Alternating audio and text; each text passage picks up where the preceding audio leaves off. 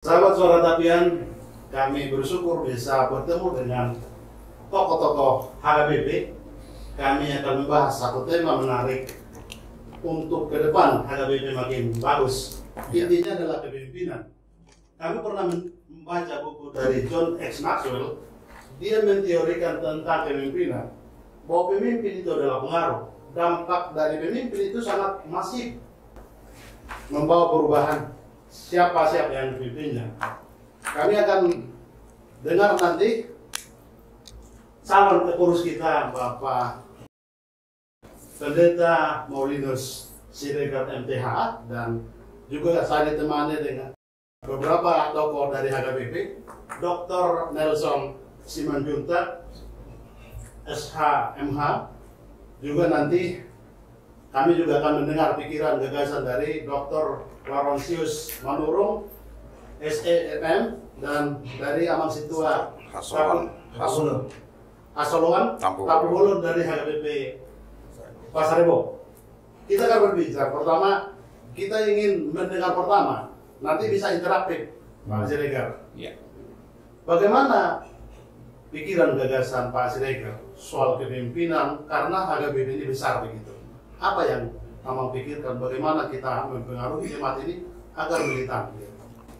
Ya, terima kasih untuk kesempatan yang sangat berbahagia ini.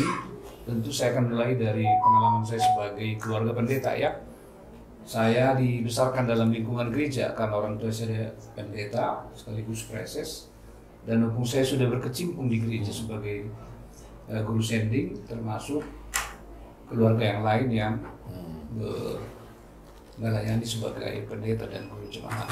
Nah, tentu sekali kami punya banyak rekaman pengalaman yang membentuk kepribadian sekaligus spiritualitas hidup kami sebagai pendeta. Nah, kepemimpinan saya pikir adalah sederhana ya.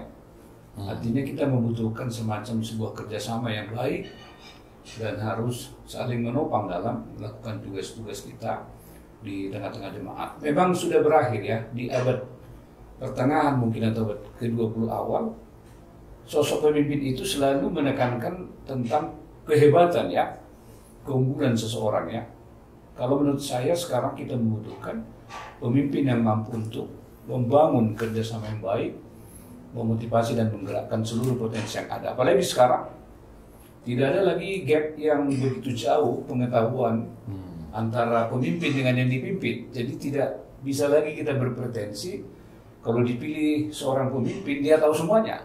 Tidak itu lagi. Tapi memang sekarang adalah abad yang seringkali disebut oleh para peneliti sebagai abad yang kolaboratif, kerjasama. Dan itulah yang menurut saya yang akan memampukan gereja HKBP dapat menghasilkan keadaan optimal. Ketika semua struktur yang mendukung satu kepemimpinan itu boleh bekerja sama. Dan itu saya pikirlah sebagai sebuah instrumen awal keberhasilan gereja kita untuk melayani di tengah-tengah perkembangan masyarakat sekarang. Apa tanggapan Dr. Nelson Simanjuntak, mantan pejabat di DPRD, paling tidak pengalaman itu bisa berbagi untuk kita, bagaimana kepemimpinan ini dibawa begitu? Praise the Lord. Senang sekali hari ini kita bicara tentang kepemimpinan sebuah organisasi besar. Apalagi ini organisasi ketuhanan yang berkedudukan di PA Raja. Agak terbalik ini organisasi. Kalau Italiano di sana kepala sukunya, ekornya di Bethlehem atau di mana, ini tidak, Efratanya di sana. Tetapi saya angkat dulu, kalau berdasarkan teori kepemimpinan, saya coba dulu menganut satu lagi, teori Max Weber Simanjuntak. Dia katakan itu formulasi kepemimpinan itu atas bawah, termasuk bawah atas. Jadi ada jenjang. Hampir PA Raja ini, organisasi besar, 140 tahun dan lebih kurang ini, tidak ada perubahan. Selalu memakai teori yang dari kampung PA Raja itu. I am the king, I am the Lord. Padahal Tuhan tidak begitu. Ya. Kalau dia duduk, dia bertengger, lupa dia kursi ritme itu ya. Oleh karena itu Jeremy Bentham ataupun teori-teori yang ada sekarang, pembagian kekuasaan itu harus jelas. Jangan dipegang oleh tampuk seseorang. Jangan senaknya bikin 1.000 perak apa. Bertanya dulu lah. Menentukan gaji atau apa. Keberatan enggak? Kita ini identik dengan NKRI, Indonesia. Dari pengalaman itu, Indonesia terdiri dari 38 provinsi, 600 kabupaten kota. Kewenangan itu ada 3 di Undang-Undang Dasar kita sama demokrasi. Pusat, pemerintah di pusat, provinsi, kabupaten kota. Kalau ini identik, ada di PR Raja, ada di provinsi siapa namanya itu, semodel kardinal atau adiknya, baru pendeta resort. Dijalankan. Tidak boleh dari kabupaten kota langsung ke pusat. Tidak boleh itu. Haram hukumnya. Ada sanksinya.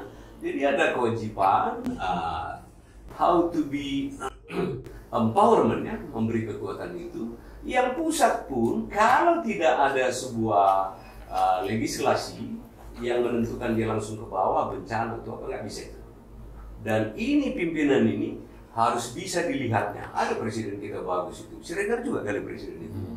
Sampai ke ujung Arafuru dia udah jalani. Ada presiden sebelumnya nggak pernah dikunjungi. Dia hanya kunjungi mana Monas, mana gedung-gedung bertengger tinggi di Kuningan. Nggak bisa begitu. Dia harus lihat luasnya lah yang di Kabupaten Manokwari, supaya bertumbuh, berkembang anak surgawi ini harus tahu. Jangan sebegitu mau habis dia 4 tahun, baru dia mencemat. Nggak boleh. Dia jangan hanya duduk di gedung oval di PR Raja sana. Hanya saya pernah menyebut itu gedung oval, ya. Janganlah. Tinggalkan itu kekuasaan yang seakan-akan sakral. Bagi kita, begitu terpilih, mari kita lihat bagaimana sampai hari ini orang menentukan visiting. Kalau kita ke Roma, kalau udah keluar asap putih, nah, periodisasi itu halal. Kalau asap hitam, jangan dulu. Nah, kita nggak pernah jelas dikumpulkan, nanti dari mana? Dia langsung nggak pernah tahu itu. Apakah saya tidak bayar iuran? Nah, we to know, to answer it. Oleh karena itu, bisakah kita merubah yang lalu-lalu itu? Jangan lagi lah diikuti, dirubahlah. Apa tadi namanya itu? Inklusif, destroy lah saya bilang namanya. Destruktif lah atau apa. Yang membangun lah, how to build a new era for the HKBP in a modern era, supaya tidak akan ditinggalkan oleh, contohnya, kalau saya bawa putri saya, kita ke gereja HKBP, nggak di dia tuh gereja tetangga, gagal saya. Kalau saya di Jepang saya akan bunuh diri. Di mana kesalahan saya ini? Pendeta resort nggak pernah dia berkhotbah sampai ke RT RW kami. Paling si anu meninggal, yang banyak Rolls-Royce datang gitu. Terus, kalau nggak jauh susah kita. Jadi sampai hari ini a little family communication in my house, saya akan katakan saya gagal. Itu tadi. Kalau besok anak saya akan kawin di luar HKBP, kemana mukaku ini? Karena ini mesti gereja sesuai dengan nama. Kuria, Kristen, Barat, Protestan. Saya mesti Barat. Dan ini akan bawa saya ke liang kubur, saya tetap pelihara HKBP. Oleh karena itu, mulai hari ini, misalnya Aldita ya, yang dari Indonesia sana, kalau dia sudah punya himpunan, dipercayakanlah ke depannya. Karena ada beberapa periode saya lihat, siapa yang memegang tampuk, seakan-akan ini wakil, kita tidak mempunyai wakil ya. Ada sekjen, tetapi pada Kanjeng Raden Pranita namanya ya. Nah, inilah yang menjadi tonan berikutnya. Dan mudah-mudahan pilihan kita itu sesuai dengan amanat yang kita doakan dari Tuhan. Mungkin pengalaman Dr. Laurentius Manurung kita dengar juga, bisa langsung aman terakhir nanti dengan Mbak Horas. Jadi saya Sintua hampir 30 tahun. Sejak umur 35 sampai pensiun umur 65. Dan termasuk yang paling muda dulu di Gereja HKBP Pondok Kelapa, Sintua, sampai berakhir masih saya yang paling lama. Mudah-mudahan ada yang mengikuti. Dan saya mengikuti proses pemilihan pengurus di Sidoarjo hampir 4 kali.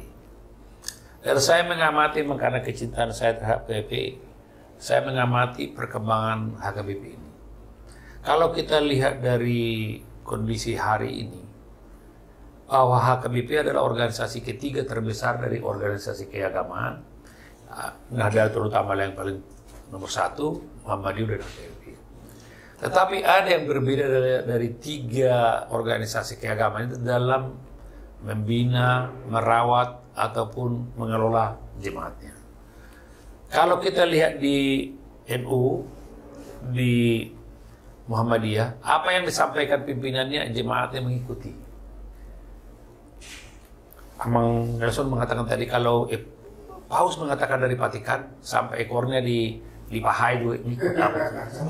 Nah, tapi apa yang terjadi di HKBP? Belum pernah saya melihat seorang pimpinan HKBP, apakah itu bendera resort, apakah itu distrik maupun sampai Epurus, dia mengatakan A, di bawah mengikuti.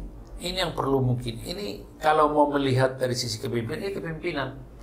Kurangnya karismatik dari pimpinan HKBP. Kurangnya loyalitas jemaat kepada pimpinannya. Dan saya sudah berkali-kali saya sampaikan ini. Kenapa ini bisa terjadi? Karena jemaat melihat figur daripada Epurus itu tidak bisa sebagai teladan dan rujukan. Yang seingat saya di HKBP udah sampai saya nggak tahu hari Epurus keberapa, hanya 2 Epurus yang sangat dijunjung dihormati. Itu adalah pendeta Domino Sihombengete dan kedua pendeta James Panggabean. Di teknik James Sihat.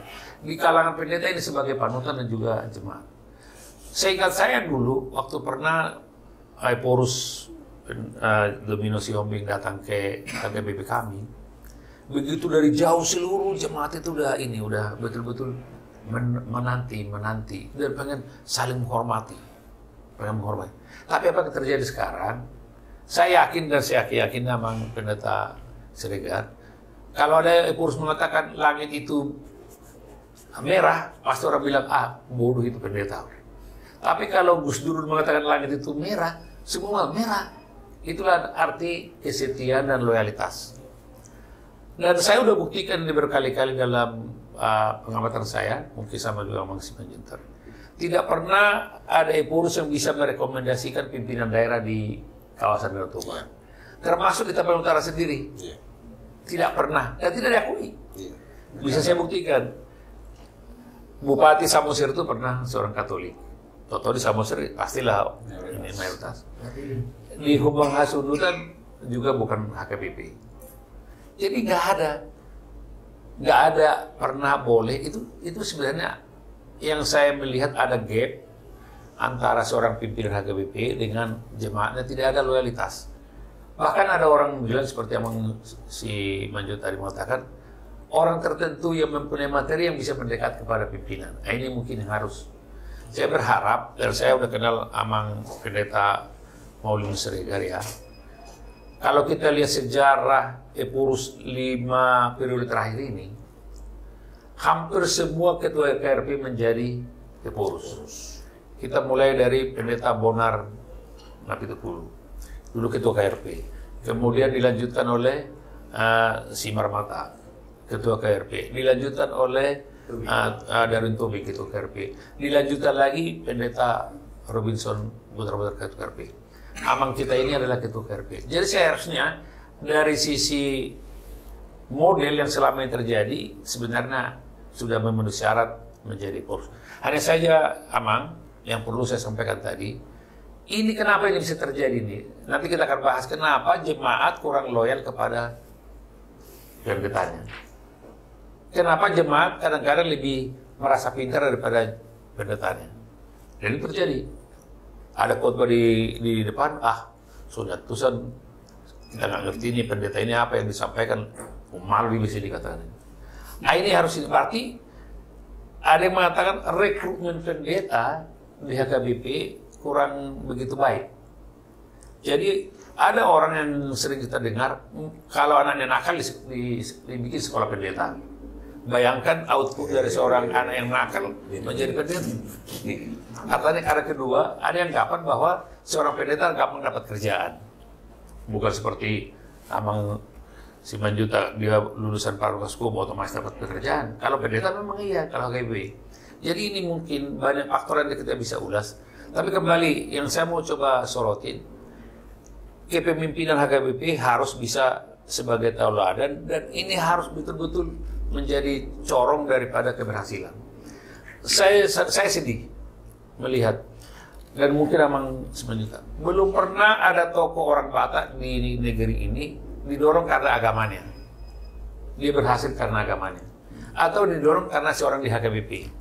Pasti single fighter nanti. Pasti single fighter. Kalau orang lain, sekarang aja ini, saya yakin di dalam 5 bulan ke depan ini, adalah kalau seandainya udah terbentuk kabinet, sudah ada itu calon dari NU, saya udah mengklaim. Saya menteri ini, Muhammadiyah dan ini ormas-ormas lainnya. HKBP minta satu aja belum tentu didengar. Apa artinya? Pengaruh daripada HKBP walaupun ormas ketiga tidak begitu baik. Saya pernah membawa ini contohnya Bang ya. Saya pernah membawa Menteri Kehutanan ke PR Raja pada saat ini Simarmata membuka open house.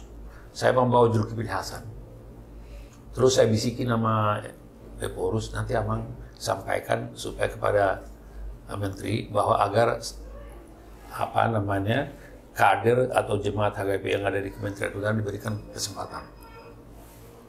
Disampaikan tuh. Waktu pulang dari PR aja kami pada saat itu pakai pesawat khusus. Menteri Kehutanan pada saat Zulkifli Hasan, Pak Manurung, ada katanya ada calon dari Eporus tadi mau jadi eselon 1 di Kementerian Kehutanan. Sebenarnya saya menjawab itu karena ada teman saya, Marga Panjaitan, Raples namanya, Raples Panjaitan, udah eselon 2. Kita mau dorong menjadi eselon 1. Ya ada Pak, nantilah saya berikan namanya. Oh saya nggak enak ini sama Eporus tadi ini. Sampai beliau menyampaikan. Hal-hal semacam ini sebenarnya seorang kepimpinan di HKBP. Sehingga apa? Kecintaan jemaat terhadap Eporusnya makin tinggi. Karena ada manfaat harismatik yang bisa di Tapi hari ini mau jadi camat aja susah ya? Betul. Nggak ada. Ini emang ini di Kementerian Perdagangan, Kementerian Dalam Negeri nggak. Saya nggak pernah ada ininya.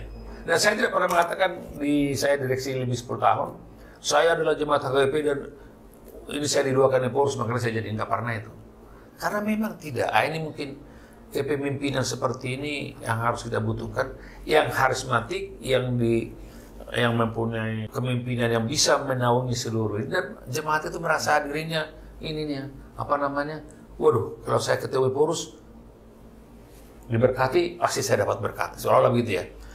Ini yang saya tidak bisa lihat di kepemimpinan sekarang maupun sebelumnya. Apalagi yang jauh-jauh sebelumnya itu jauh dari itu. Kita harapkan memang kepemimpinan Eporus HKBP tahun 2024 sampai 2028 lah itu ya. 2028 haruslah bisa memberikan warna khusus mengenai HKBP. Memang 9 juta. Saya kemarin bercerita di sini. Kawasan Danau Toba adalah kawasan orang-orang Batak. Dan saya perkirakan 90% di kawasan Danau Toba ada orang Batak. Dan 90% orang Batak ini perkiraan saya 70% HKBP. Kalau kita bikin matematika murni, kawasan Danau Toba adalah orang Batak, kawasan Danau Toba adalah HKBP, dan HKBP adalah kawasan Danau Toba. Seharusnya peran daripada pimpinan HKBP bisa menentukan warna maupun kebijakan strategi daripada pemerintah daerah. Bahkan harusnya datang setiap ada orang calon pimpinan negara harusnya coba. Anehnya ini belum pernah terjadi di HKBP. Baik, menarik Pak Manurung. Saya tangkap saya garis bawahi dari karisma yang kita butuh keteladanan. Tentu kalau kita bicara karisma kan itu anugerah Tuhan yang dititipkan untuk seseorang. Kalau itu berarti kan kita juga harus memberi ruang kesempatan untuk calon yang kita anggap itu berkarisma. Barangkali ditambahkan Pak Situa. Ya, terima kasih atas undangannya. Saya ini bukan orang negeri, saya orang Batak. Saya independen dan saya bebas ngomong. Karena saya merasa tidak pernah saya mengambil di negara. Khusus mengenai HKBP setelah kita ikutin, jujur pemimpin itu adalah pelayan yang setia. Jangan jadi pemimpin kalau nggak melayani. Karena apa ini kita bicara dalam gereja kasih. Jangan hanya di ngomong Kristus itu lebih menyayangi kita daripada kita menyayangi Kristus. Kan ngomong dari langkatan sana, itu kan cerminan bagi kita. Saya ini sebagai jemaat sampai setua, saya utusan distrik, utusan sinode, sama ketua MPA. Jadi hampir saya tahu bagaimana itu mengelola gereja itu bagaimana campur ikutnya pendeta. Menurut saya udah 60 tahun umur saya dan HKBP berarti 60 tahun. Tentu saya belum pernah saya salah pakai poros saya. Kenapa Jokowi bisa sampai ke 10 itu makin dekat sama saya, tidak kenal, tidak sayang. Jadi sekarang saya nggak tahu mendatangkan poros itu ke gereja itu apakah pakai uang atau tidak. Saya rasa nggak perlu lagi ya kita. Jadi seorang poros itu nggak perlu lagi memenuhi dirinya sendiri. Harus lepas dari situ. Karena apa? Parjulu marubi harajan di debata begitu pernah konteks saudaranya emang tadi dokter Semajuntak dengan sendiri datang itu karena Tuhan itu baik. Saya tadi siang mati saya diam ngomong bagaimana dia ke Mentawai, bagaimana dia jadi uang. Ya nalar kita jalan tadi Tuhan itu semua bisa dibuat. Jadi harapan kita kepada pimpinan Teoporus harus 4 tahun, 1 tahun itu 52 minggu. Berarti kalau 5 tahun berarti 250 minggu. Diusahakan harus datang kepada minimal ke resort.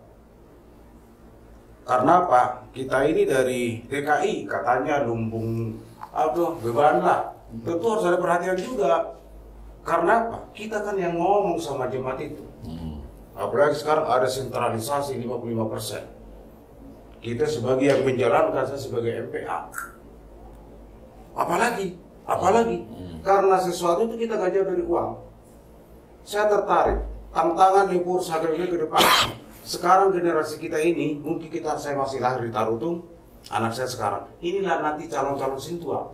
Bagaimana kita membina orang ini? Karena kita nggak lepas daripada adat istiadat budaya. Kita nama bulan berburu kita di gereja. Yesus pe martamu loh. Nah, sekarang bagaimana tantangan nanti sintua kita ini yang lahir di Jakarta? Nanti yang anak-anak kita jadi parsinabung di adat. Kita nggak lepas dari situ. Itu tantangan selalu saya bilang itu waktu di sinode atau di sinode distrik. Bagaimana antisipasi kepada anak muda? Bagaimana dia tertarik jadi perhalado? Sekarang sangat sulit mencari perhalado. Terus perhalado itu harus tahu kita bibit dan beboknya juga. Terus nanti anak-anak kita lah nanti yang jadi perhalado. Tantangannya ke depan anak-anak kita harus bisa bahasa Batak. Sekarang kita udah malu berbahasa Batak. Padahal kita diikat HKBP dengan Batak. Tadi dibilang ngomong kita organisasi terbesar sukuisme. HKBP, NU bermacam suku. Kita Korea, Kristen, Batak, Protestan. Kita terbesar di dunia. Disatukan dengan kasih. Sekarang tantangan kepada mau calon jadi poros kita dukung. Kalau saya sih netral saja. Siapa yang membuat maju HKBP akan saya dukung. Betul-betul Mang Pandita Nami, Mang Siregar. Ya dalam filosofi tadi saya bilang, pertama-tama dibaptis itu adalah Siregar dan Tampu Bolo di Martina Manson. Betul. Kenapa? Selalu poros kita tidak pernah napak tilas. Kenapa? Muslim itu luar biasa. Sama dia punya wali songonya. Tak pernah kita peringati itu bagaimana romance napak tilasnya yang di Spiros sekarang terulang. Sampai ke gereja damai. Gereja damai sekarang terulang itu. Nah, jadi kepemimpinan ini menurut saya Mang Poros harus turun ke bawah, minimal bagaimana orang DKI distrik 8 itu dulu. Karena katanya ya jujur aja kita biar kemanapun nggak ada uang kita nggak bisa ngomong apa-apa. Programnya itu. Kedua yang saya sedih, saya orang Partarutung. Mayoritas HKBP di situ. Tapi banyak ruasnya HKBP nggak makan. Luar biasa. Padahal Tarutung ini lumbung. Gereja harus hadir mengenai ini. Gereja harus hadir. Dan ini sekarang, kononia, diakonia, martiria, itu jangan hanya faktor di situ. Kita nggak boleh lari, oh nggak bisa, peraturan gereja begini. Sulit, padahal zaman berubah terus. Tadinya kita nggak tahu handphone. Ini harus dikembangkan bagaimana untuk usaha. Saya setuju. Kalau bisa mari, Amang reformasi dulu itu di tingkat tinggi. Kalau bisa sekjen itu orang profesional.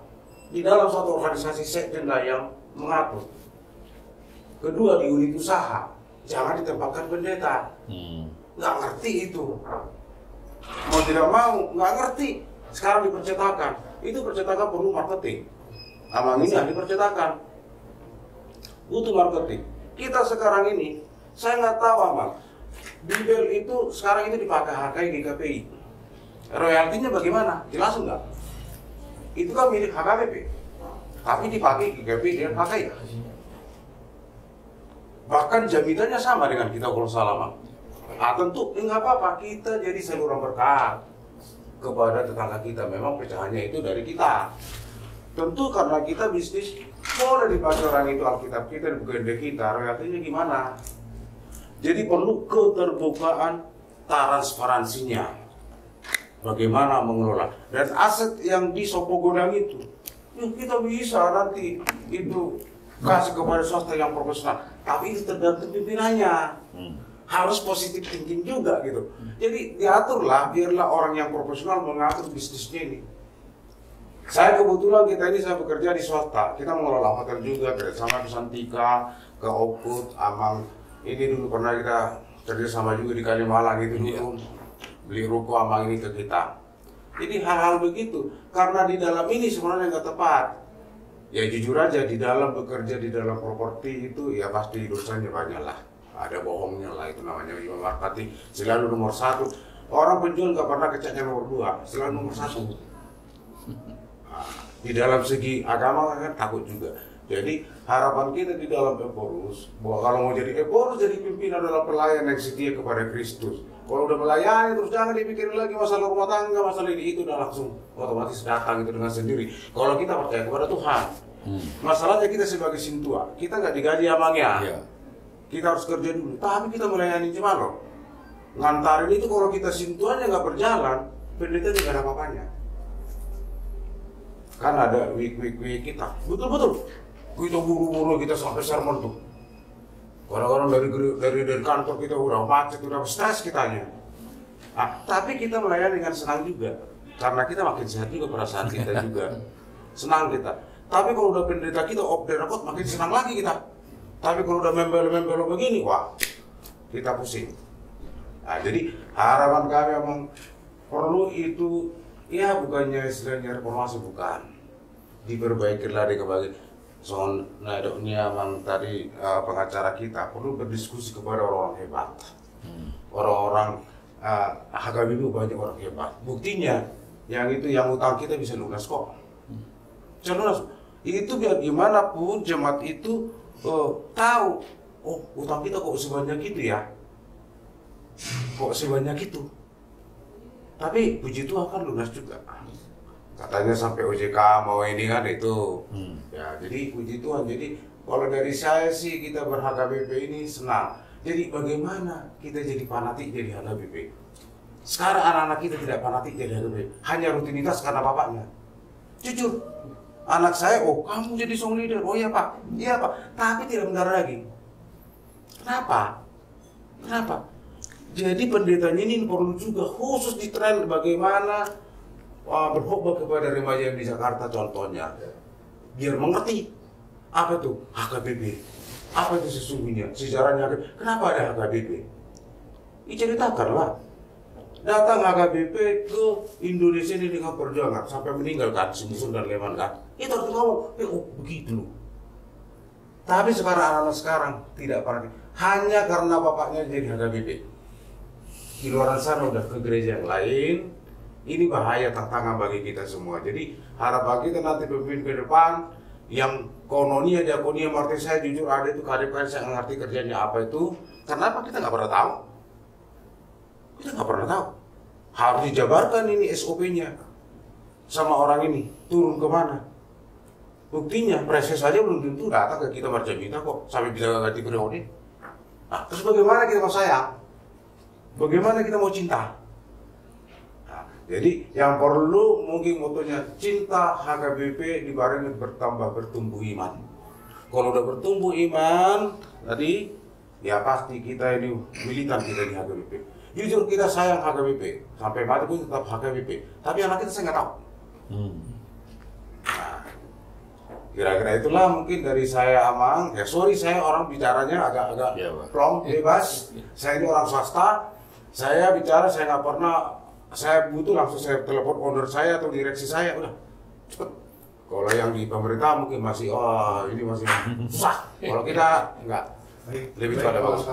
Terima kasih. Barangkali mohon ditanggapi Pendeta Siregar, tapi sebelum ditanggapi saya akan agak bertajam pertanyaan nama Pak Mulun tadi. Jemaat kita khususnya HKBP di Jabodetabek ini menjadi tantangan. Memang sejak dulu sudah direspon misalnya kebaktian kontemporer yang dibuat untuk kaum muda itu ternyata juga tidak menolong juga. Artinya bisa dipastikan apa yang tadi unek-unek dari Pak Apu Bolon itu masih banyak anggota jemaat kita yang lahir di sini mungkin lebih banyak berpindah gereja ke bukan HKBP. Bagaimana mengembalikan mereka? Padahal secara SDM pendidikan mereka lebih taraf begitu. Mohon ditanggapi Pak Siregar. Iya, jadi salah satu kunci dari gereja menghadapi berbagai perubahan yang terjadi kan harus lebih adaptif ya. Kekuatan adaptif gereja itu sangat ditentukan oleh keterbukaan para pendeta. Jadi kalau pendeta masih ada yang anti kritik, itu alamat malapetaka sebenarnya. Saya sendiri sangat gemar kalau banyak kritikan dari jemaat, karena itu menjadi sebuah modal penting bagi kita untuk boleh mengevaluasi dan menganalisis apa-apa saja yang kita kerjakan supaya kita boleh semakin mengoptimalkan pelayanan kita di tengah gereja. Memang kita tidak menyadari kadang-kadang ya sebagai pendeta, sebenarnya sudah banyak perubahan-perubahan sosial dan sistem nilai dalam masyarakat dan jemaat kita. Artinya kalau kita membuat treatment yang sama dengan gereja yang sudah Sugit, itu sebuah kesalahan besar. Ya kalau kita misalnya memperbandingkan pelayanan di masyarakat kota ini, kalau jujur karena saya juga ada beberapa kali melayani di kota ini dan di Bandung ya, kota pendidikan, di Medan, di Tarutung, ya memang ya jujur, memang harus terjadi proses transformasi yang lebih konkret ya dari para pendeta kita, mengingat perubahan gaya hidup dan perubahan sosial yang terjadi di tengah-tengah masyarakat di perkotaan. Contoh misalnya, di masa-masa lalu, anak-anak muda misalnya yang datang ke gereja dengan pakaian yang santai, dengan celana Levi's, itu dulu masih dicegah di pintu gereja itu. Sebenarnya kan apa salah celana Levi's itu dipakai di gereja? Nah ini kan masih sangat instrumentalis kan? Nah ini harus diubah. Jadi cara berpikir dan cara melihat setiap persoalan itu tidak boleh lagi hitam putih. Ya tentu kompleksitas persoalan itu mengharuskan para pendeta sekarang lebih kritis dan lebih melihat secara holistik ya berbagai fenomena yang terjadi dalam masyarakat kita. Saya pun setuju dengan Amang ini. Kalau udah lewat generasi orang Amang ini, yang misalnya Amang Nurung, tidak ada lagi anak-anaknya itu. Saya yakin kalau diberi pilihan, mungkin mayoritas mereka tidak memilih HKBP dengan atmosfer yang seperti itu. Kita lihatlah misalnya pelayanan kita di HKBP kan masih perlu banyak peningkatan mutu pelayanan kita di gereja HKBP. Misalnya hospitality, ya salah satu ciri gereja itu ya. Karena saya pernah melayani di Amerika juga, kurang lebih 7 tahun lebih di California dan New York. Saya lihat memang dengan segala perubahan yang terjadi dalam kehidupan jemaat itu, hospitality itu adalah bagian penting yang harus disuburkan, dirawat di tengah-tengah gereja. Ya misalnya tidak hanya secara formal menyambut jemaat di situ, tapi juga melayani di bawah, di akar rumput. Nah tentu itu kan perlu keteladanan dari para pemimpinnya. Kalau Sintu itu memang biasa diterik dengan kepemimpinan yang baik, keteladanan yang baik, kan mereka pasti melakukan itu. Alai molusos sadala doha atau pembenaran ini, ya Sintu itu akan mengalami apa? Confusing ini juga, kebingungan juga mereka, sehingga mereka tidak melihat patron yang dapat dicontoh bagi kelangsungan pelayanan mereka. Karena itu memang semua warga HKBP terutama para pelayan harus menyadari tantangan kita sekarang ini. Artinya kita lebih kepada orientasi pelayanan daripada melihat daripada hanya misalnya bicara hanya uang seperti yang dikatakan Amang ini tadi. Jadi pembenahan struktur pelayanan kita itu harus lebih mendasar ya, melihat tantangan yang kita hadapi saat ini. Kekhawatiran saya sama dengan Amang ini.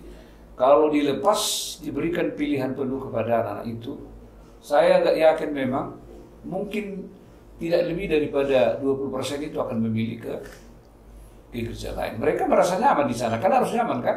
Dengan pelayanannya, dengan lingkungan milieu mereka yang memberikan ruang Dan yang kebutuhan mereka dikasih. kebutuhan mereka juga. Maunya apa? Betul. Jadi seperti itu. Jadi saya setuju yang Abang ini ya bilang tadi, pendeta harus menyadari bahwa kita perlu berubah memang. Ya, kalaupun tadi Abang Nelson menyampaikan sebuah kritik, ya itu harus kita sadari sebagai kritik berangkat dari rasa cinta Abang ini. Jadi jangan terus kebakaran jenggot dengan kritik, justru menyadarkan kita memang melihat di situ modal besar kita untuk melakukan perubahan ke depannya.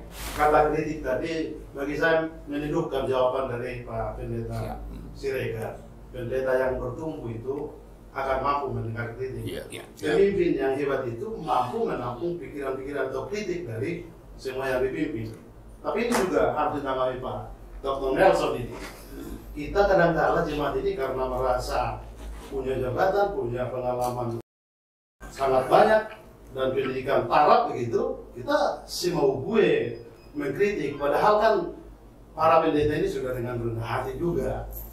Tentu ada baiknya, setuju dengan Pak Siregar, kritik itu membangun, mengawasi juga, tapi bagaimana juga kritik memberi solusi begitu. Baik, saya feedback ke belakang ya, baru yang future. Saya kenal lahirnya 1486 sampai 1570. Di abad 16 lahir seorang namanya Martin Luther di Lubangkau. Dia kritik ini semua totally yang ada di Yunan Italia sana. Saya berangkat dari sana dulu. Dia reform. Lahirlah namanya reformasi. Baru yang kedua, saya baru dengar ini. Kalaulah ini fortunately poros ke depan, transformasi. Ini 11 ini, yang ke-11 ini, poin-poin ini. Transformasi disebut tadi Pak Siregar. Apa transformasi? Kita awal dulu, the trans, ya. Memperbaharui, to renew, menyampaikan banyak suku katanya. Lahirkanlah ini HKBP transformasi dengan catatan. Mari. Kalaulah beliau mengikuti saran sentralisasi keuangan, saya ahli ekonomi daerah. Kalau ini udah dilahirkan oleh si Rocot, semua peraja harus menyumbang HKBP termiskin. Jangan dibalikkan. Otonomi daerah dipegang dan melalui Undang-Undang 23 2014, kekuasaan pusat itu ada di Monas sana. Dia ngasih uang ke daerah APBD. Dibalikkan oleh peraja dari daerah ke pusat. Terbalik sentralisasi. Itu namanya desentralisasi. Atau medepewin, tugas perbantuan. Atau namanya ain malih atau bentuk lain kata bulan delejo ya. Oleh karena itu, ngerti nggak sentralisasi keuangan? Di sebelahku ini yang nggak jadinya Menteri Keuangan menggantikan Sri Mulyani. Saya sentralisasi di rumah. Ketika bapakku membiayai sekolah, dia sentral. Sentral. Sekarang aku sama anakku. Sekarang anakku membiayai aku, itu bapak yang nggak pernah kerja. Catatkan itu ke depan yang memegang sentralisasi keuangan dan ekonomi ke depan. Kalau nggak belajar ke saya, ya. Ini catatan contoh bagaimana mencari uang itu. Poin pertama sola scriptura. Mau mengambil Alkitab, bagus sekali. Inilah penjuru hidup. Baru kitab-kitab suci lainnya, kitab kuning. Tadi hula-hulaku calon prinsipal tabung aset di depan rumahku di Siantar sana, percetakan HKBP. Saya awali dulu biar punya duit kita. Jangan dipaksain itu. Immanuel dari mulai aku nak kecil sekolah minggu di Parsauran Nuri sampai hari ini hanya Immanuel yang Tulisan Immanuel itu berwarna, selebihnya hitam. Jadi kalau dipegang kayak koran begini, tangan itu cuci tangan lagi kita. Nggak bisa dikasih sama Pak mana tadi yang mau jadi direktur itu. Jangan kasih direkturnya dulu waktu itu 9 juta. Masa sakit kanker dia ngemis-ngemis ke kami 9 juta. Di depannya saya harus sebut, kita harus beli dari lain. Lain apa? Majelis gereja. Apa enggak laku kita beli ini? Hanya dibeli apa dulu yang kita beli Pak? Playboy, Playgirl, majalah lingerie, laku keras. Masa milih HKBP yang wajib hukumnya? Bukan sunnah, bukan makruh. Aduh, sampai hari nggak pernah menulis sampai ke rumah. Harusnya gratis itu kayak iklan seorang kepala daerah tadi ya. Nah, ini satu uang semua itu. Baru saya akan rubah teori-teori oval. Kalau orang ke Amerika dia pasti lihat ruang oval itu. Saya sudah bayangkan di PRJ itu bagus sekali ruang oval. Saya yakinkan besok pagi siapa yang beli kursi itu perbaiki oval itu ya. Kira-kiranya itu apa namanya? Apa namanya kira-kira itu? Tirai. Aku yang beli itu. Zaman si Rocok, zaman si Tobi. Aku yang beli. Nggak tahu dia HKBP nggak boleh dibeli. Karena udah 4 tahun nggak dicuci. Jadi suruh ganti nomor rekening. Memalukan nggak? Percetakan, Immanuel, rumah sakit, abang dulu SD, SMP di Jalan Gereja di Siantar itu. Semua dari kayu, sekarang dari kayu. Padahal kawan sekolahnya dari dulu sampai hari ini sudah nggak dari kayu. Sudah dari yang kayak Jepang itu. Kalau angin bergerak dia bergoyang-goyang. Apa ini warisan dari Sinome Chernobyl semen juga itu? Saya udah bilang reformasi, ini transformasi intinya. Baru tempat wisata yang dibuat oval itu kembalilah ke laptop. Supaya besok kawan-kawan tour apa, kita bikin anak-anak yang di Manokwari, ayo tour ke danau ke HKBP. Di sana 1 jam lagi ke Danau Toba. Tetapi ruang oval itu sudahlah di situ guru sekolah minggu, entah aku besok ngajarinya pembimbing rohani itu, kalau nggak lagi dari PR aja, kita ini aja lah. Uang semua itu, saya nggak akan bilang itu di mana sentralisasi, nggak pernah ada laporannya. Yang 1000 perak pun nggak pernah ada laporannya. Apa dari hanya di pendeta aja terima? Situ Tapugulu lagi ketua MPR MPS ya, pernah nggak terima yang hari 1000 perak itu dulu? Itu kalau di Minangkabau 1000 apa itu? Gebu Minang. Gebu Minang. Wah, laporannya sampai ke aku. Karena mertua orang Minang kan ini. Nah, jadi sampai. Jadi ini siapa yang ada duduk di sana? Coba kirim laporan itu sampai hari ini. Nomor handphone fungsi kau pegang. Oleh karena itu, di samping itu bagaimana sentralisasi sekarang? Saya tahu itu yang bikin itu anak saya dari Chevron itu. Coba dulu lah. Ada middle level, ada high level, ada low level. Kita coba evaluasi. Nah, dari sana tadi yang Bang Siregar katakan, yang belum ada di HKBP itu biro evaluasi. Belum ada kan? Biro pengawasan. Tunjuk aja dulu si Hojo Marduga Nelson Simanjuntak. Ku betuli itu semua. Tahu saya dibayar. Susah amat periksa orang. Kalau salah-salah lah pendeta itu. Baru coba pendidikan di HKBP. Emang ini udah 3 periode korupsi itu kutawarkan. Kasihkan saya mengasih kuliah di sekolah teologi itu. Baik di Santar, tanah kelahiran kota ini, ada guru sinaga dulu nggak dikasihnya jadwal. Otonomi daerah. Begitu pendeta itu atau pemuka agama ketemu wali kota presiden, kepala daerah presiden itu akan nanya, bapak-bapak pemuka agama surgawi, nerakawi, apa yang mau diminta? Semua pemuka agama itu diam mulutnya. Itulah harusnya momen Pak Kepala Daerah, Bupati, Presiden, kami minta harta, kami minta kebebasan beragama, ngomong dong. Karena dia nggak tahu otonomi daerah. Dia hanya tahu istilah sekarang itu kekuasaan dari pusat semata. Tidak, nggak begitu lagi. Sentralistik, desentralisasi, sudah ada otonomi daerah. Jadi pembagian kewenangan itu 1 semester saya kasih nanti kalau saya ditunjuk guru dosen tanpa bayarannya, nggak apa-apa. Sampai hari ini masih ada materi. Oleh karena itu masih ada lagi. Ada rumah sakit umum kita. Kepala sekolahnya, direkturnya pun berantem. Ya nggak bisa legasi menunjuk kau, susah kali kalau itulah sentralistik, ya.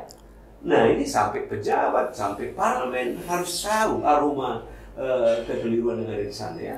Nah beban-beban HKBP tadi dikurangi apa saja. Ini ada lagi sumbangan kemarin, mau menjumat katanya ke Afrika.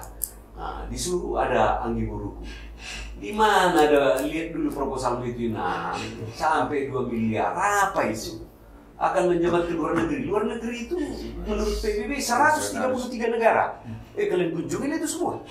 Uang dari mana? Coba dulu ngasih momen itu 1 tambah 1, PBB 2 saja lah.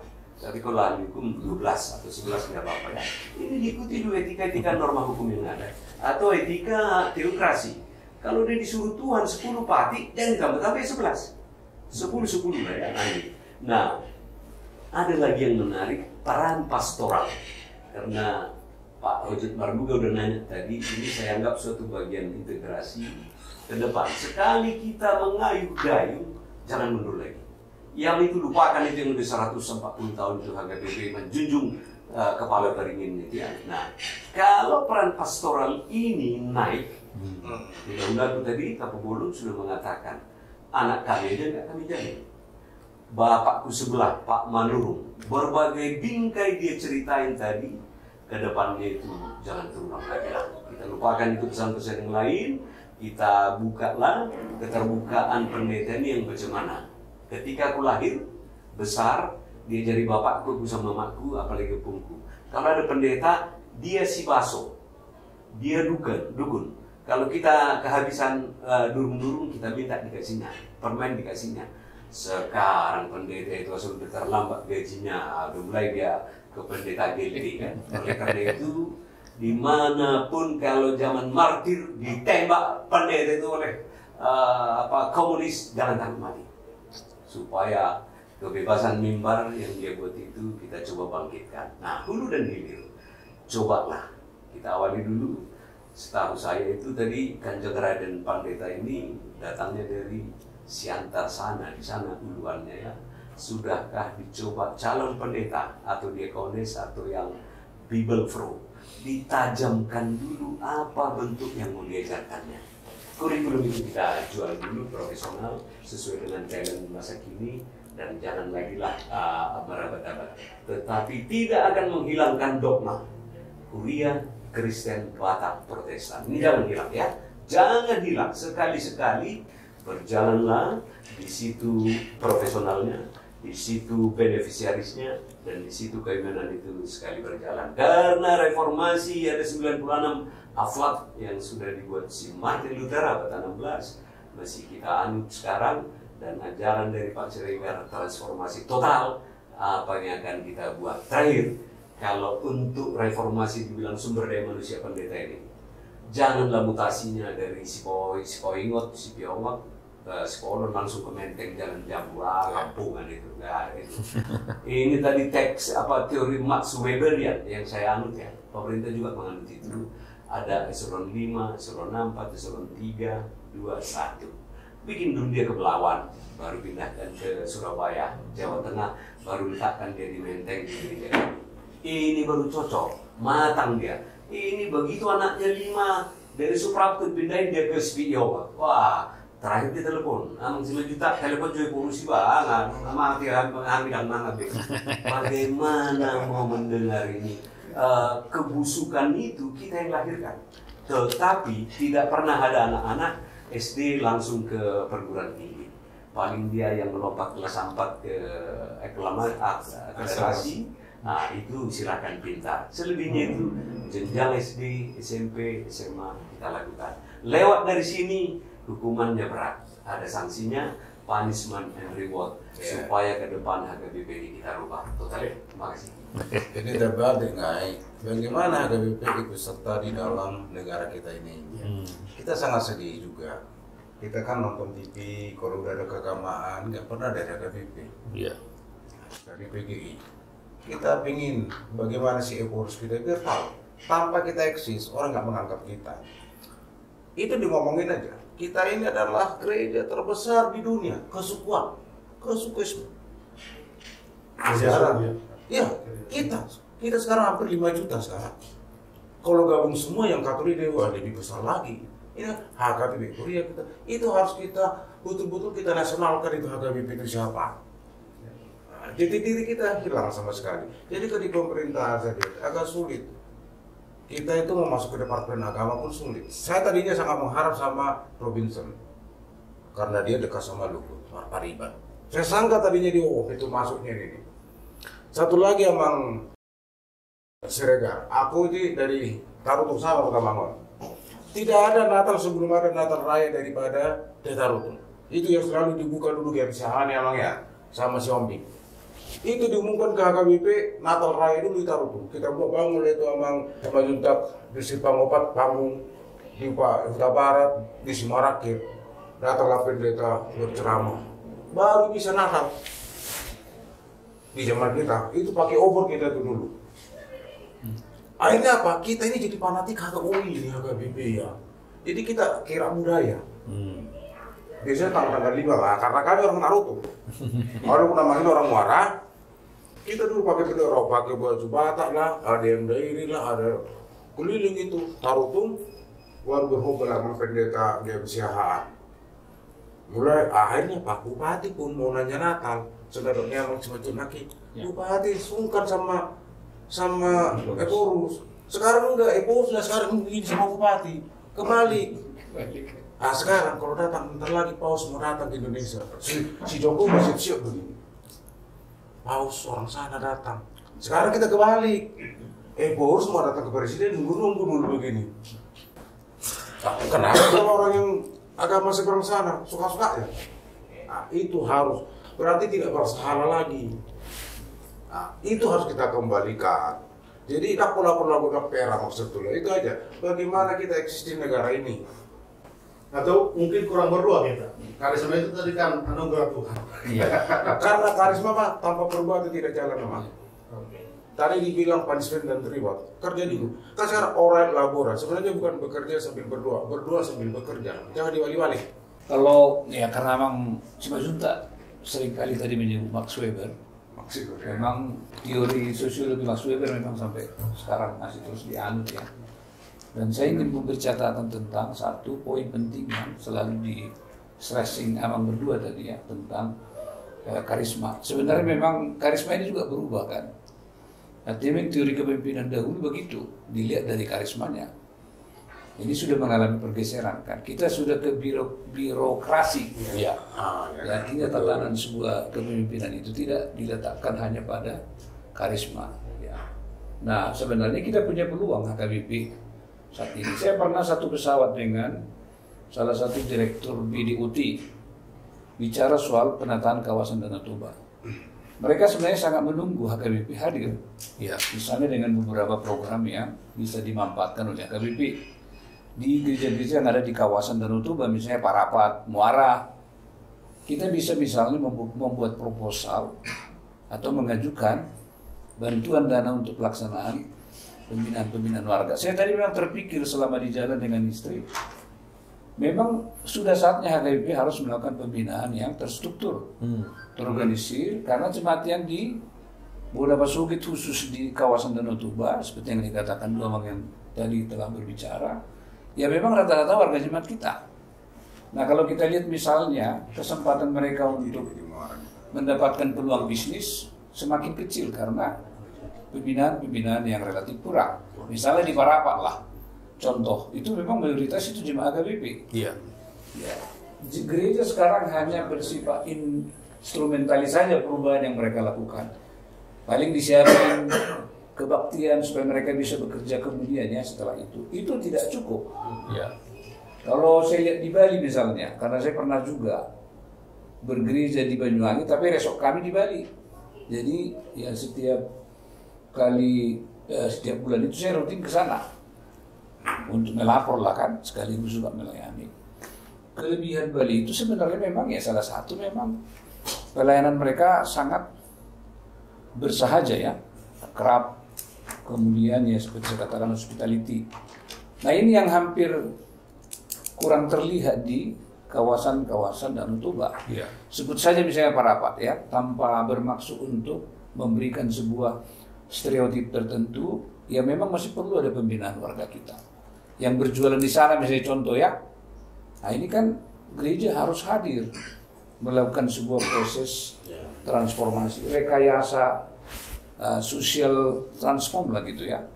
kepada jemaat kita. Karena ini menurut saya sangat penting untuk didesain. Padahal di HKBP sejak masa Eporus Nababan itu sudah dibentuk satu biro yang disebut dengan biro transformasi jemaat atau biro transformasi sosial atau pengembangan masyarakat, itulah kira-kira dulu Pengmas.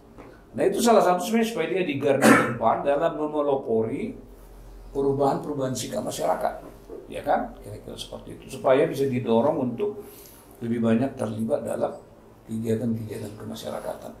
Nah itu beberapa hal yang mungkin perlu ke depan.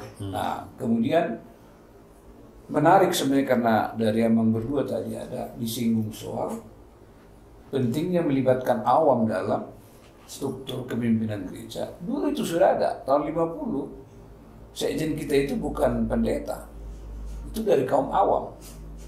Dan menurut pikiran saya tanpa mendahului sinodi HKBP dan pikiran para pendeta, menurut saya memang birokrasi ini perlu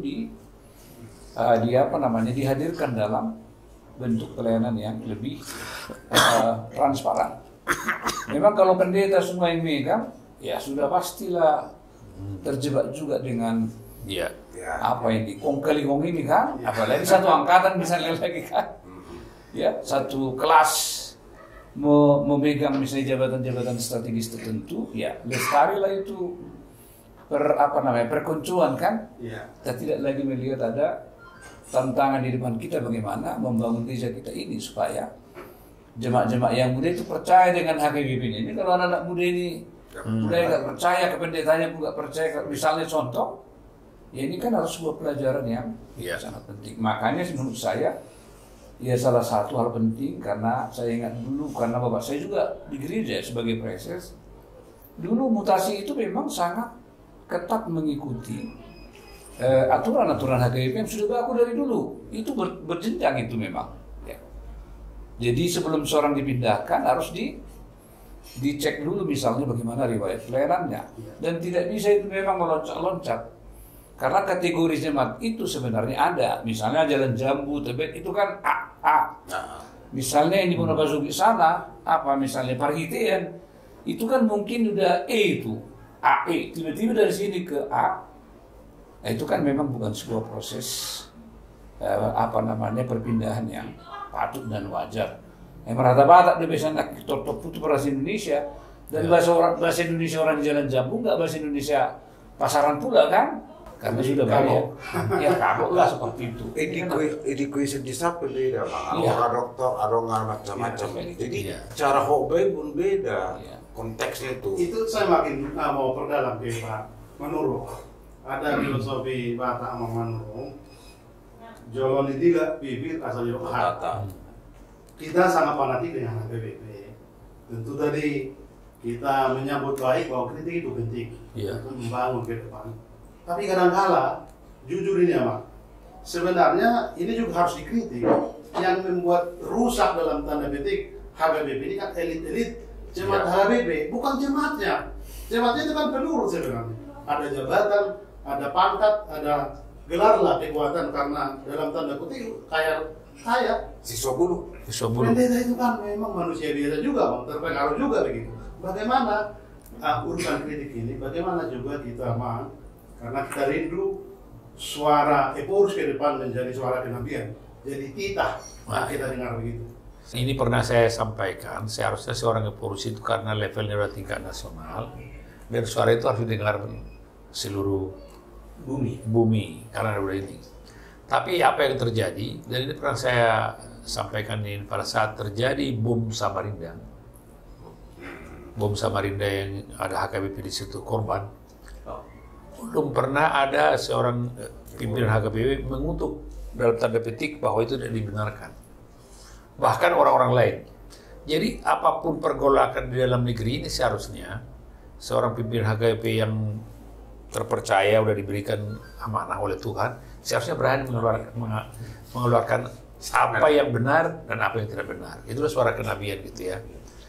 Dan kemudian ya, ini kita kembali nih sebenarnya HKBP ini kan orang bilang HKBP Nabulun, karena memang jemaatnya dulu sampai 6 juta mungkin lebih. Tapi hari ini saya udah diskusikan beberapa orang dari biro jemaat juga. mungkin yang benar HKBP sekarang mungkin sekitar 3 juta. Kenapa dulu HKBP bisa bertumbuh? Karena dulu kan HKBP menganut anak 10 itu bursa lalu.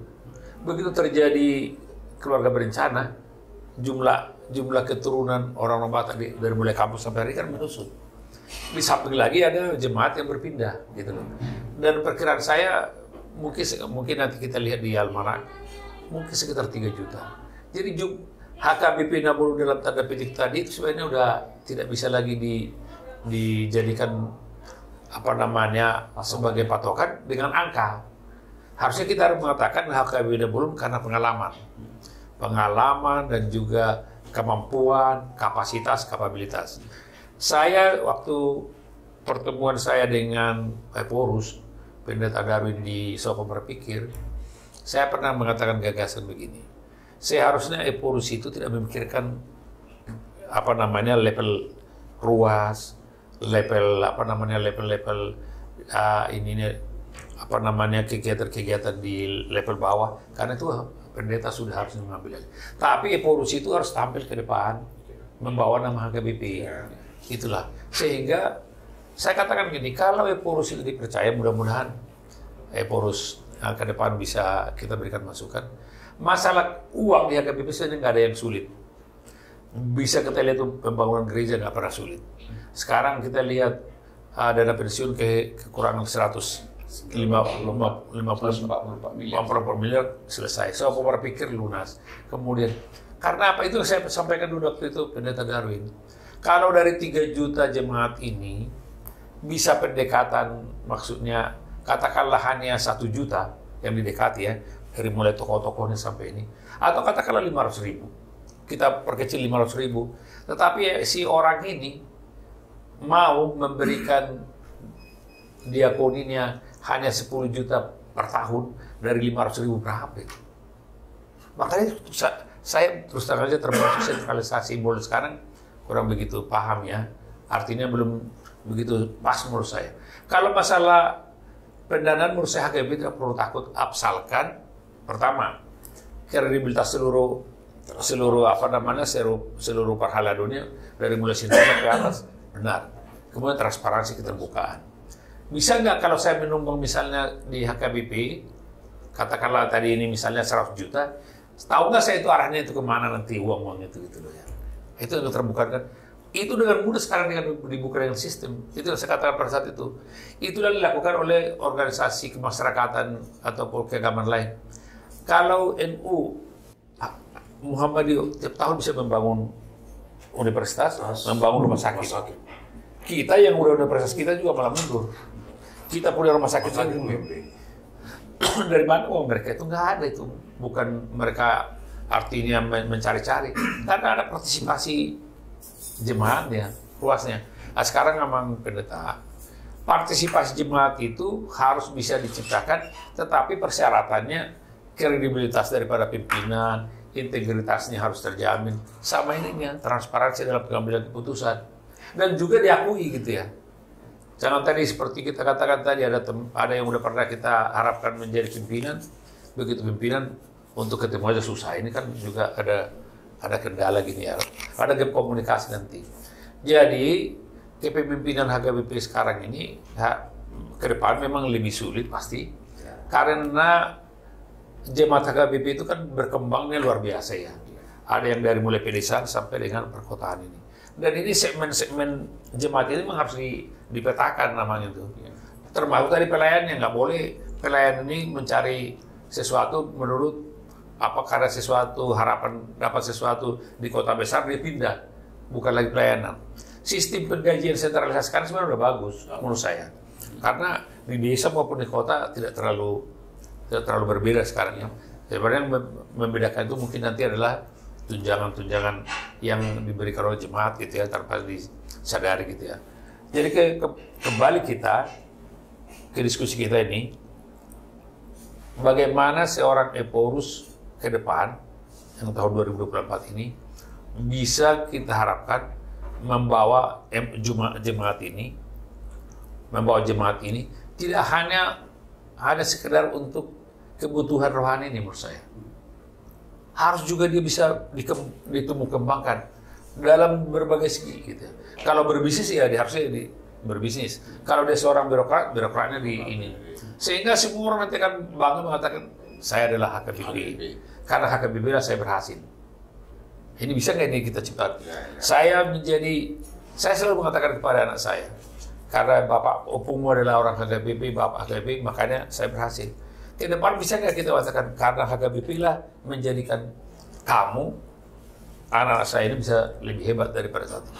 Jadi kebanggaan itu harus muncul, bukan karena dia nanti bangga dia bisa menumbang ke gereja terus datang pendeta terus diurusi gitu ya. Mungkin itu adalah reward salah satu. Tetapi seharusnya dia bisa bangga karena pendidikan di HKBP lah saya bisa maju, iman saya bertumbuh karena di HKBP, dan saya sebenarnya kata bapak saya, kata opung saya, hanya HKBP yang membuat mereka maju. Dan itu harus betul-betul. Kalau tidak ada HKBP mungkin Batak akan tidak semaju sekarang. Tetapi kenapa dilupakan? Karena ada degradasi ya, penurunan kualitas pelayanan tadi kalau dari mulai dulu sampai hari ini gitu loh. Termasuk kami Sintua sekarang nggak pernah lagi ketemu jemaatnya. Iya. Tahu-tahu Sintua itu adalah kalau ada jemaat sakit, ada ini. Saya nggak tahu kalau di kampung gitu ya masih melakukan juga. Saya kira kita berharap kepemimpinan sekarang yang bukan yang akan datang bisa menjadi kepemimpinan yang memberikan tauladan dan seluruh aparat ke bawahnya harus sama, Mang. Saya lihat sekarang ini ada kadang-kadang di Epurs mengatakan di bawahnya belum tentu ikut gitu loh. Akhirnya terjadi deviasi kan. Mungkin ini terakhir dari perbincangan kita untuk disampaikan semacam resume dan epilog. Tapi barangkali ada tambahan dari bapak-bapak. Siapa yang Saya tambahin sedikit. Menarik tadi nih. Ini baru dialog namanya. Saya kembali abad 1 Kaisar Agustus Siregar ini. Mari kita kembali mendaftarkan diri ke depan new era HKBP ini. Janji kita mulai meja yang ada di tempat Pak Lor di sini. Diawali jadi begini. Tertarik tadi beliau sebut Jawa Timur. Saya catat ini karena usia biar jangan lupa. Sudah tahu kan di negara ini ada apa di Jawa Timur? Ini dulu ya, Kaisar Agustus Siregar ini mulailah dari nol. Ketika kita ngisi bensin nol kan lah, lupakan itu semua rocok-rocoknya. Jadi dari nol ini Jawa Timur dari mulai kapanpun kotak suara itu besar. Iya. Mulai besok pagi tabut. Tadi bermacam-macam kita, mulak matubona di bisa di sana. Pak Tapubolon sudah ceritain itu, anak saya kalau saya gagal saya akan potong kumis saya ya. Jawa Timur. Yang kedua, beliau juga melahirkan teori-teori baru tadi, Bali, Guarna Madaina, HKBP, Guarna Madaina, Pohon Asam, Guarna Madaina. Jadi Bali itu marhamarangi, Huria agamanya sama? Iya. Budayanya. Budaya betul. Kenapa mau dilupakan HKBP? Di situ marah-marah di semua. Di situ tidak ada, di situ border area, tidak ada nudis, tidak apa, tinggal bagaimana SOP. Ya, tadi poin kedua saya katakan pariwisata. Kalau mau merubahinya total. Jadi paling enak ini ya sama kandidat-kandidat bila perlu aku urus ke depannya. Talent scout, talenta lah. Saya terpaksa kemarin to refresh menata iman di gereja kawan, tapi ini organisasi namanya KBC, Kingdom Business Club. Jadi pengusaha-pengusaha Nasrani itu sebut aja dapur Solo, ternyata Huria semua ini. Baru kita awali. Saya paling prinsip ini birokrat tulen. Kalau saya tunjuk ini calon report berikutnya, suruh dia kerja. Kalau saya tunjuk Bojus, apa nama kafe kita ini namanya? Bonjour. Inilah kepala KBC. Supaya semua Kristen itu bergerak dari sini. Begitu dong. Kalau dia TNI, tunjuk Nelson Simanjuntak. Kalau dia lawyer, tunjuk si Manjuntak Nelson. Jangan nggak enak menuding yang lama si Rocot itu. Dosa kita. Udah gagal dia, gagal lah sudah. Kita ganti dia nanti ya. ke depan jangan ada lagi emang, rubahlah. Ada 11 testamen Amang ini, dimulai dari Holy Bible, baru perubahan iman, baru Getek. Nah dari sana mari kita mulai. Saya hampir lupa tadi Amang, senior junior. Ini sekolah kalian ini, saya ini ngajar di sekolah kedinasan Amang, tetapi saya nggak pernah sekolah dinas, lulus dinas. Lulusan saya apa? Pittsburgh, Amerika langsung kan, sama jauh di sana. Yang mau saya bilang senior, junior, sebenarnya adiknya, tapi karena dia ambil itonya marlai, tetap abang adik. Ini dirubah stigma ini. Jadi besok karena adiknya yang ini diangkatlah model-model apa sekarang, jangan. Nanti saya kasih resep bagaimana tour of duty, tour area, bagaimana testing untuk menjadi di HKBP. Sesuaikanlah yang cocok dengan itu. Nah, saya pun hampir lupa. Kalau kita senang dengar lagu Ahmad Albar, panggung sandiwara, ya pintarlah si Regar ini nyanyi kayak apa, kayak Tony kayak kenal. Saya juga, saya ikuti Pak Manurung, NU, Muhammadiyah, mereka sudah dapat funds dari APBN. Saya berhasil sekali, berebutkan sama Trimedia, dia katakan, "Lai, mana tugasmu?" Saya masukkan dulu itu. Setelah itu saya dimutasikan, nggak urusan saya lagi. Mulai besok siapa yang pemimpin ini, cek. Jadi kembali sama Jumat mana terbanyak, itu negara demokrasi. NU, Muhammadiyah. Nah, lahirkan satu biro pusat statistik. Berapanya aslinya? 3 jutanya, 5 jutanya. Di mana tambahin emang Tapupulun, udah belariin orang itu ke apa sana? Ke Irak kan ini. Jadi kita harus tahu ini. Nah, jadi dari sini bisalah ke depan itu ya gampang lah merangkul orang. Enak itu, nyalamin orang, ya bawa obat anti apa kan? Antivirus.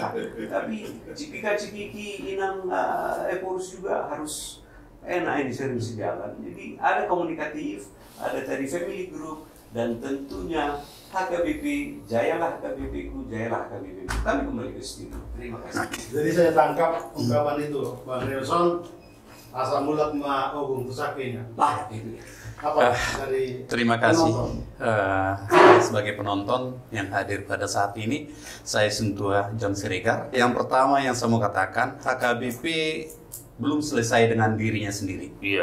Jadi dulu sebelum sentralisasi, HKBP selalu bersoal SK. Orang berebut ditempatkan di kota karena balajo di kota jauh lebih besar di desa. Sekarang sentralisasi, di desa gajinya sama dengan di kota dengan golongan yang sama, tetapi pelayanannya akan kita lihat bagaimana. Jadi masalah penempatan itu akan selalu menjadi persoalan. Dengan harapan, dengan desentralisasi waktu itu, orang sudah tidak berebut di kota. Realitasnya saat ini, orang masih sangat susah untuk dimutasi dari kota ke desa. Ini saya kenal. Untuk itu, apa yang jadi persoalan? Saya melihat bahwa pemberdayaan aset HKBP sampai saat ini masih sangat-sangat rendah. Karena HKBP masih tergantung dengan pilihan. Dengan pilihan. Padahal HKBP mempunyai aset yang harusnya bisa diberdayakan untuk tidak lagi berkutat hanya pilihan, iuran. Yang berikut, bagaimana HKBP hadir untuk memberdayakan masyarakat, terutama Tapanuli Raya. Saya kasih contoh sederhana. Praktis di setiap kabupaten, katakanlah di setiap provinsi, di Jawa ini kabupaten, malah tingkat kabupaten, ada universitas negeri. Kita lihat Tapanuli Raya. Di Simalungun ada. Itu bukan Tapanuli. Itu bukan Tapanuli. Tapanuli Raya, kalau nggak salah sekarang sudah 8 kabupaten. Tidak ada universitas negeri. Yang ada sekolah tinggi itu Stakpen. HKBP sebagai yang membawa misi koinonia, marturia, diakonia. Tritugas panggilan gereja ini yang dari awal Nomensen datang ke Tarutung membawa misi ini. Di mana HKBP memfasilitasi itu? yang selama ini anak Kokido Hamaraon, kemanapun orang Batak menyekolahkan anaknya untuk mencari pendidikan yang terbaik. Uang dari Tapanuli, daerah termiskin itu, kita transfer ke daerah-daerah yang kaya untuk menyekolahkan anak Kokido Hamaraon. Di mana HKBP untuk bisa mendorong supaya Stakpen itu bisa menjadi universitas negeri. Orang Batak, coba perhatikan, menyekolahkan untuk fakultas kedokteran yang sedemikian mahalnya mampu. Bagaimana kalau di Tapanuli itu ada universitas negeri yang ada fakultas kedokterannya? Uang itu pasti akan berputar di Tapanuli, tidak akan lari. Berarti di situ kita juga untuk mengangkat harkat dan martabat orang Batak, tidak perlu lagi untuk membuang uangnya di luar. Kenapa? Kalau kita berangkatkan anak kita, bukan hanya sekedar uang, budayanya sudah akan terkontaminasi. Seperti tadi kerinduan beliau ini, dengan mereka sudah berbaur dengan suku dan lingkungan yang berbeda, jangan harap lagi mereka akan kita bisa jaga masalah budayanya, budaya cinta budaya Batak.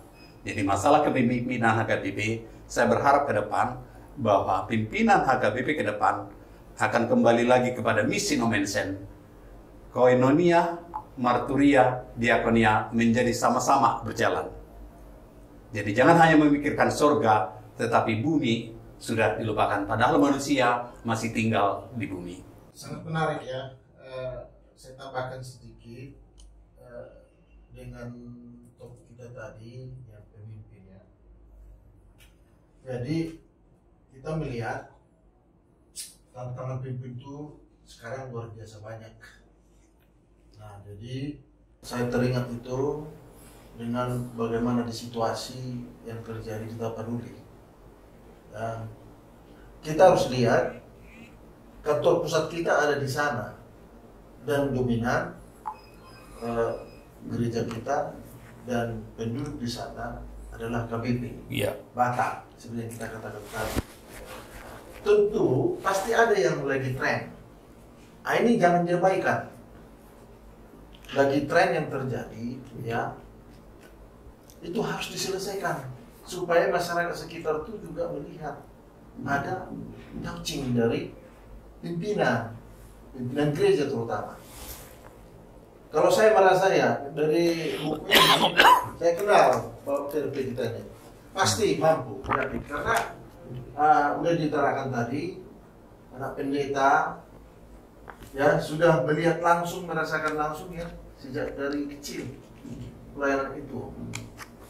Jadi ini bagi saya ya itu lebih touching, ya lebih mengena. Jadi saya yakin nanti Bapak KRP kita, ya saya berdoa mudah-mudahan Tuhan mewujudkannya. Ya kita semua juga. Iya. Nah agak beda sedikit ini. Nah jadi touching yang harus terjadi ke masyarakat itu sepertinya hilang. Ya padahal di sana dia pimpinan gereja, tapi masyarakat di situ tidak merasakan seperti tadi ada perayaan yang dibilang Bapak Tampu Polus tadi ya, hilang. Padahal itu membuat masyarakat ya semangat kan. Nah tapi tidak ada lagi. Oleh karena apa itu?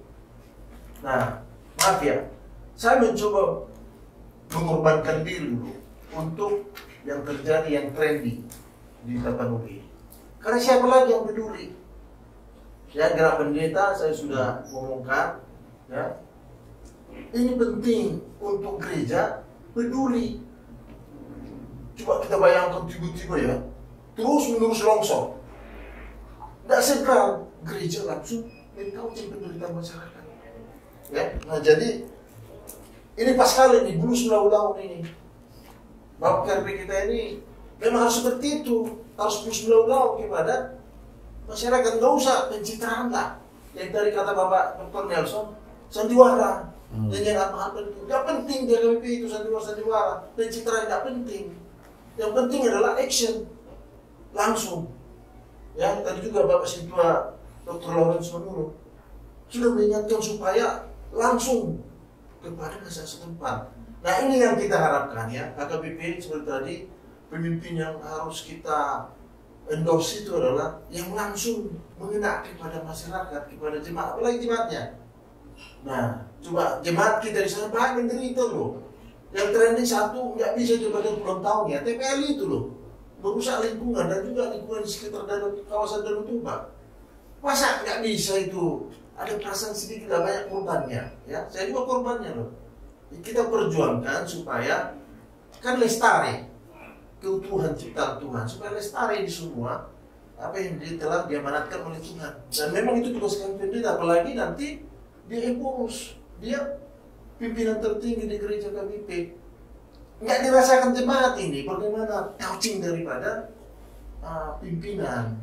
Nah tadi sudahlah, seperti kata Bapak Dr. Nelson tadi, yang lalu-lalu lah, ya kita harapkan ya ke depan ini lebih hebat lagi. Dan saya yakin karena sudah ya puluhan tahun dan keturunan ya anak pendeta.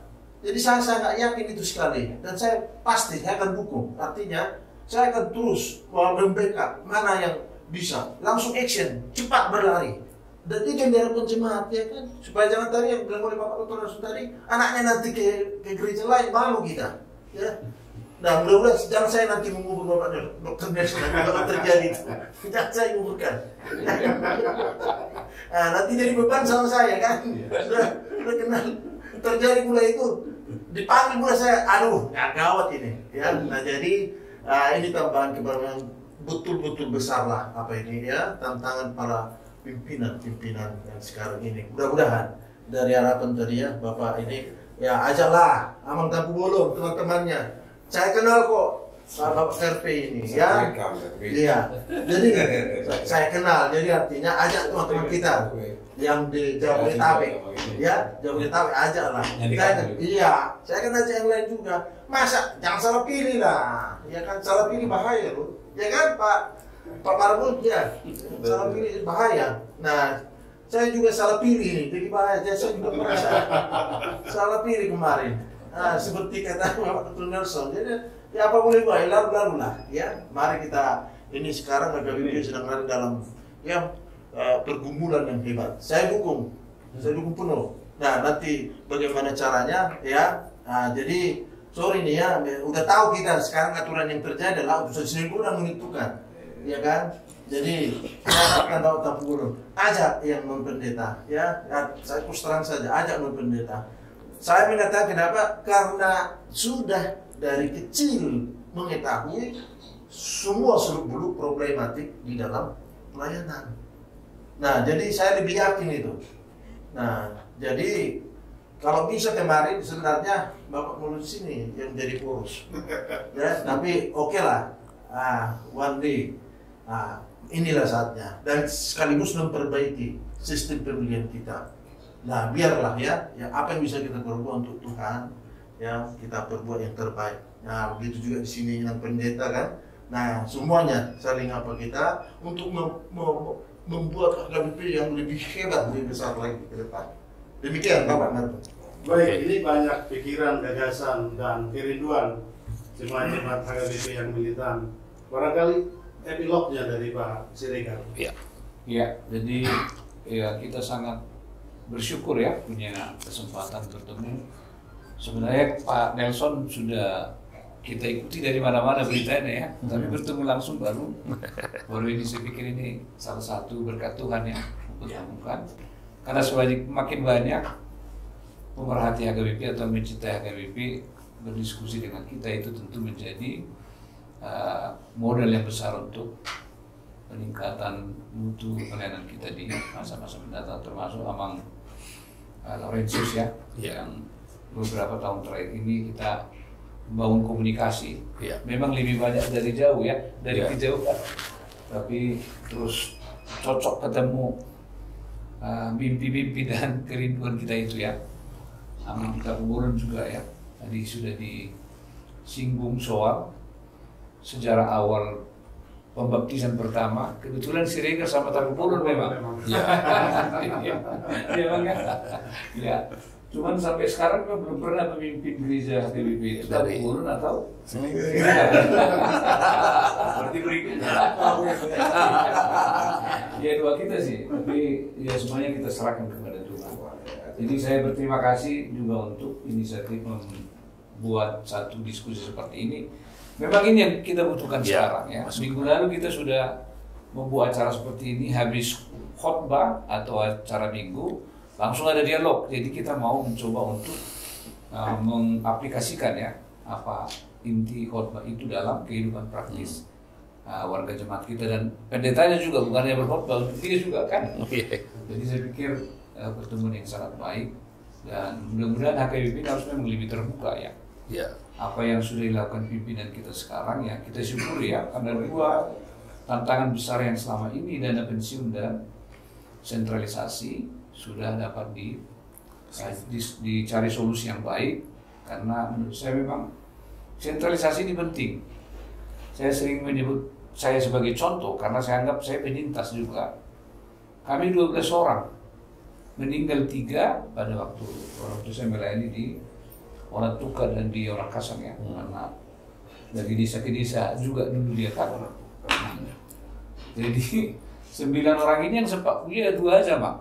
Karena memang ya resources yang sangat terbatas. Memang dulu itu memang ya masih seperti itu kondisi jemaat kita. Sekarang yang berbeda ya, dengan 3.700 jemaat, sekaligus juga memberi tanggapan ya, karena soal angka pasti berapa jumlah jemaat HKBP kan kita masih sampai sekarang itu.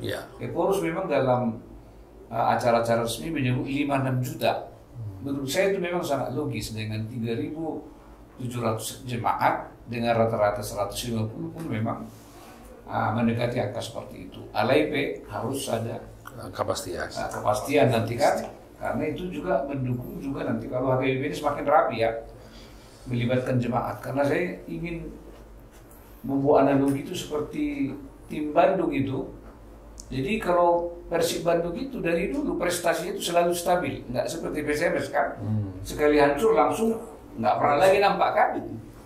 Nah saya melihat, karena saya pernah melayani di Bandung 4,5 tahun, memang ada pilihan Bandung ini saya lihat, supporternya itu mereka sangat militan. Nah kita ingin mengembalikan warga HKBP masuk itu beberapa program agenda yang memang harus perlu ya, karena saya katakan janganlah orang luar dulu, anak pendeta aja pun sekarang banyak yang bergereja di luar HKBP. Kebetulan kami ada grup Panem namanya, itu semacam komunitas para anak pendeta yang sudah membentuk kumpulan itu kurang lebih 2 tahun terakhir. Ini memang kita belum mengoptimalkan supaya mereka kembali bergereja di HKBP. Tapi kalau Tuhan izinkan saya terpilih misalnya jadi pimpinan gereja HKBP, memang itu salah satu tanggung jawab saya. Karena saya merasa bahwa HKBP dari sejak awal, jadi darah saya ini sudah dibesarkan oleh Didung-Durung. Jadi mereka harus ingat itu.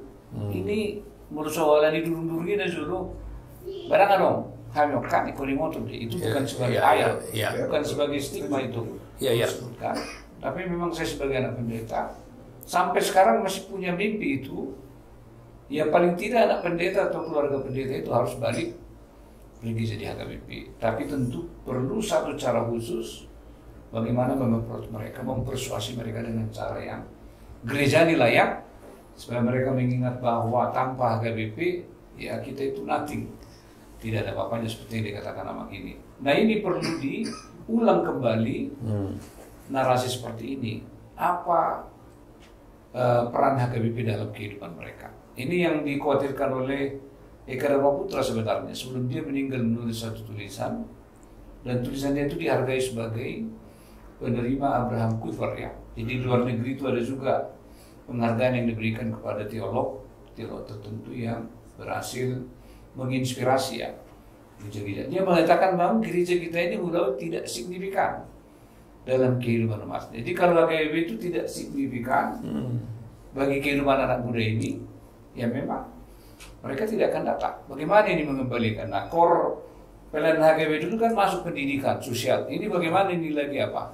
memijar kembali kekuatan gereja kita di masa lalu itu supaya diangkat kembali sebagai bagian yang memengaruhi kehidupan anak-anak muda. Jadi mereka bergereja itu ada artinya dalam kehidupannya, dalam memotivasi misalnya anak-anak muda dalam pendidikan, dalam pekerjaan dan lain-lain.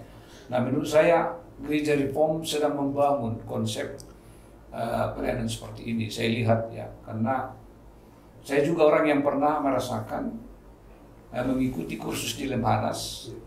Dari gereja reform ini pintunya ke situ. Jadi saya lihat memang mereka sudah mengalami loncatan-loncatan yang besar dalam mengantisipasi bagaimana gereja menjawab situasi kekinian dan masa depan gereja. Mudah-mudahan lah ya, kami pendeta ini menyadari kekurangan-kekurangan yang ada itu bukan sebagai sebuah sebuah katakanlah barrier ya, tapi sebuah challenge ya, sebuah tantangan yang akan membawa kita menjadi lebih baik. Termasuk pendeta yang nggak usah malu, kita semuanya kita ini sudah orang yang berdosa ya, yang dibenarkan oleh Tuhan, tapi kita harus yakin dengan slogan perjuangan Martin Luther bahwa kelemahan di masa lalu itu bukan menjadi momok, tapi menjadi peluang kita untuk apa? Membangun HKBP.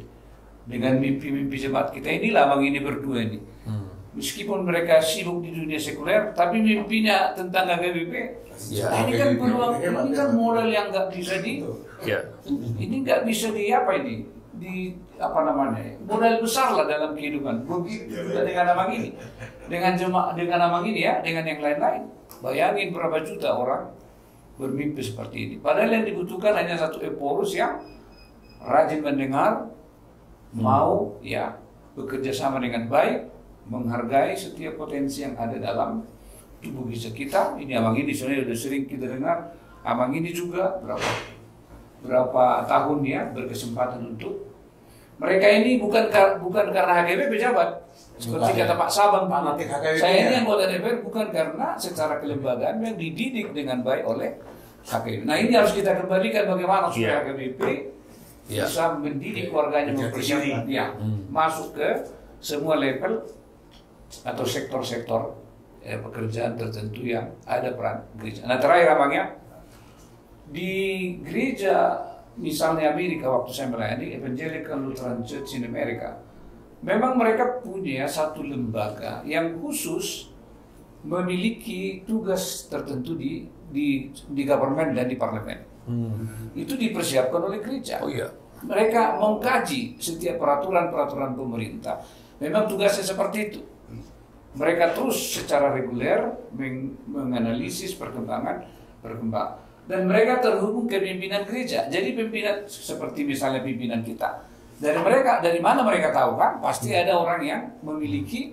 Nah misalnya seperti Amang Nelson ini kan orang-orang seperti ini, misalnya atau Saud Sirait pendeta, tapi dia punya naluri dan jaringan yang kuat di organisasi tertentu. Memang nggak mungkin kita harapkan dia menjadi pencinta jemaat kan, karena dia punya talenta di bidang misalnya sosial politik. Jangan kita anggap itu sebagai sebuah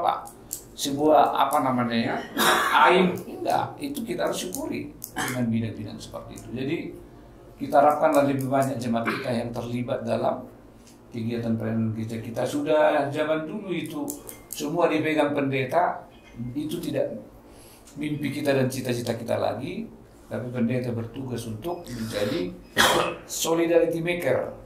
Dia harus mampu menggalang semua potensi itu menjadi kekuatan yang dapat menggerakkan supaya gereja kita hadir di tengah-tengah bumi Indonesia ini menjadi berkat, bukan lagi the loser ya, atau bukan lagi pecundang katanya, tapi ikutlah organisasi besar ketiga di Indonesia.